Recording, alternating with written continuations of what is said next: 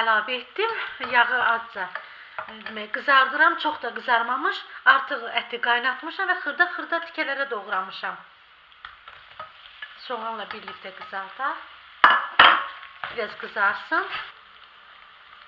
Sonra isə ardıcılıqla doğradığım kökü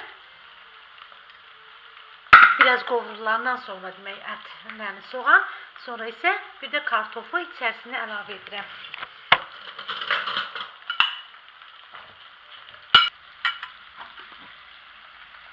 Bir xörək qaşığı tomat pastası götürürəm və üzərinə təqribən bir xörək qaşığı su əlavə edirəm. Qarışdırıram.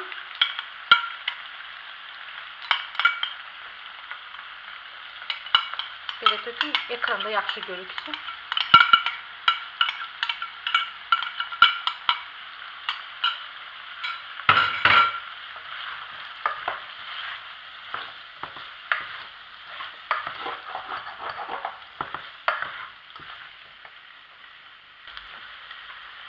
Əti qaynadarkən, demək bulyonun da suyuna, demək suyu da qoymuşdum, dəfnə yarpağı və biraz da ki istiot.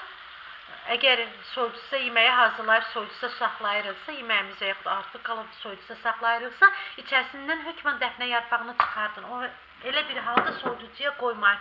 Sonra isə hazırladığım bulyonu içərisinə əlavə edib qapağını örtürəm. 10 dəqiqə, 15 dəqiqə bəs edir, köklə kartof pişsin.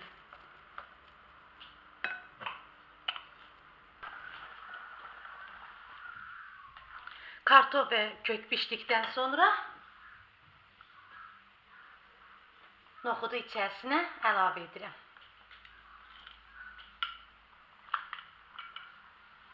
Üç 4 dəqiqə qaynayır, sonra isə qaz sobasının üzərindən qazanı endirirəm.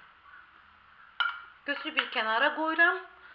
Sonra isə qablara çəkib süfrəyə verirəm. Kim də hazırlayırsa nuş olsun deyirəm. Kanalımıza baxın. Əgər xoşunuza gəlibsə dostlarınızla da paylaşmağı unutmayın. Sağollaşmıram, yenə də hələlik.